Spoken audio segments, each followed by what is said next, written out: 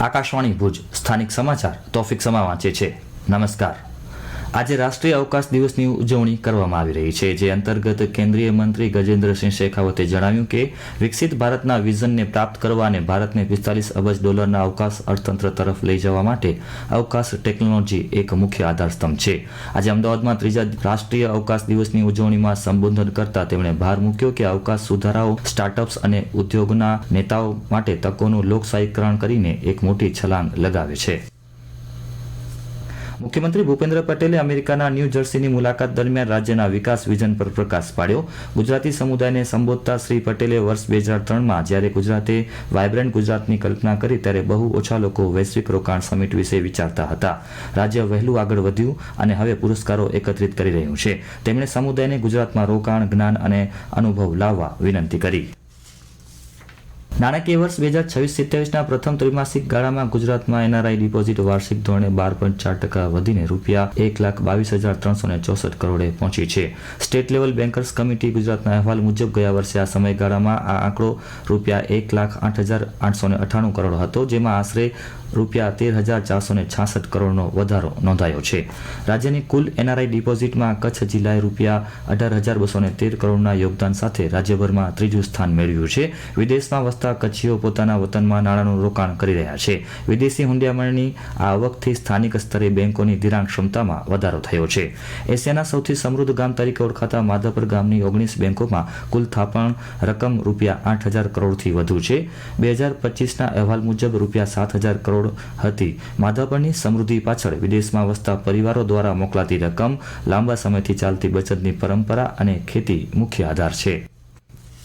જિલ્લામાં આ વર્ષે ચોમાસાની સિઝનમાં વરસાદની અનિયમિતતા અને ઘાસચારાની અછતને કારણે દૂધ ઉત્પાદનમાં ઘટાડો જોવા મળ્યો છે। સરહદ ડેરીના આંકડા મુજબ સામાન્ય રીતે ચોમાસાની સિઝનમાં ડેરી ખાતે દૈનિક સરેરાશ 5 લાખ લીટર દૂધની આવક થતી હતી, જે આ વર્ષે ઘટીને 4 લાખ લીટર સુધી પહોંચતા દૂધની આવકમાં 20%નો ઘટાડો નોંધાયો છે અને અન્ય ડેરીઓમાં પણ દૂધની આવકનું પ્રમાણ ઘટ્યું છે। માંડવી, લખપત અને અબડાસા જેવા તાલુકાઓમાં નહિવત વરસાદને કારણે કુદરતી લીલું ઘાસ ઉગ્યું નથી અને પૌષ્ટિક ચારાની અછત સર્જાઈ છે। પૂરતા પોષણયુક્ત આહારના અભાવે પશુઓની રોગપ્રતિકારક શક્તિ નબળી પડતા દૂધ ઉત્પાદનને સીધી અસર પડી છે। અત્રે ઉલ્લેખનીય છે કે રાજ્ય સરકાર દ્વારા ગત તારીખ 17 થી 31 જુલાઈ સુધી રાહત દરે ઘાસ વિતરણ કરવામાં આવ્યું હતું। દેશમાંથી ક્ષયરોગ સંપૂર્ણપણે નાબૂદ કરવા આરોગ્ય વિભાગ દ્વારા રાષ્ટ્રીય ક્ષયરોગ નાબૂદી કાર્યક્રમ હેઠળ નિક્ષય ડિજિટલ પ્લેટફોર્મ કાર્યરત કરાયું છે। સરકારી કે ખાનગી હોસ્પિટલમાં સારવાર શરૂ થતાં જ દર્દીઓને યુનિક નિક્ષય આઈડી એપ્લિકેશનમાં જનરેટ થાય છે, જેના દ્વારા દર્દીઓ એપમાં પ્રવેશી શકે છે। 99 ડોટ્સ અને MERM જેવી સિસ્ટમ દ્વારા દર્દીની દવા લેવાની નિયમિતતાનું ડિજિટલ મોનિટરિંગ થાય છે। ઉપરાંત સરકાર દ્વારા દર મહિને મળતી ₹1,000ની પોષણ સહાય સીધી બેંક ખાતામાં જમા થઈ છે કે નહીં તેની સ્થિતિ ઓનલાઈન જાણી શકાય છે।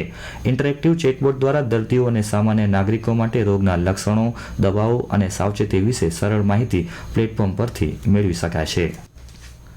કલેક્ટર કચેરી ભુજ ખાતે જિલ્લામાં સંસ્કૃત સપ્તાહની ઉજવણી સંદર્ભે જિલ્લા કલેક્ટરના અધ્યક્ષસ્થાને જિલ્લા અમલીકરણ સમિતિની બેઠક યોજાઈ હતી।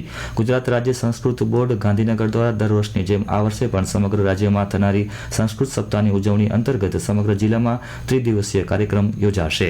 સંસ્કૃત ભાષાના વધુ પ્રચાર પ્રસાર અર્થે તારીખ 25 સંસ્કૃત સાહિત્યને લગતી વેશભૂષા, વિવિધ કૃતિઓ તેમજ સંસ્કૃત ભાષા આધારિત ટેબ્લોનું પ્રદર્શન સાથે ગૌરવ યાત્રા યોજાશે। તારીખ 27 શાળા, મહાશાળાઓ, યુનિવર્સિટી તેમજ વિવિધ સરકારી કચેરીઓમાં સંસ્કૃત સંભાષણ દિવસ ઉજવાશે। તો ત્રીજા દિવસે તારીખ 29 કચ્છ યુનિવર્સિટી ખાતે સંસ્કૃત સાહિત્ય પ્રદર્શની યોજાશે, જેમાં સંસ્કૃત ભાષાના પ્રાચીન ગ્રંથોની ખરીદી પણ વાજબી ભાવે કરી શકાશે।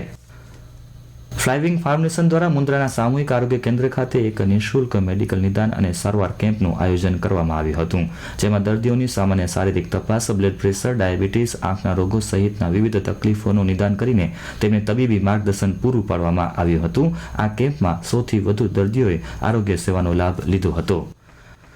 સ્વાતંત્ર્ય સેનાની અને દાતા શેઠ સુરજી વલ્લભદાસની જન્મ જયંતિ નિમિત્તે માંડવીની શેઠ SV arts and commerce college ખાતે રક્તદાન, થેલેસીમિયા ટેસ્ટ અને ગાયત્રી યજ્ઞનું આયોજન કરાયું હતું, જેમાં 162 વિદ્યાર્થીઓએ થેલેસીમિયા ટેસ્ટ કરાવ્યો હતો અને રક્તદાતાઓના સહયોગથી અંદાજે 5100 cc રક્ત એકત્રિત કરાયું હતું। અને આ સાથે સ્થાનિક સમાચાર બુલેટિન પૂરું થયું। નમસ્કાર।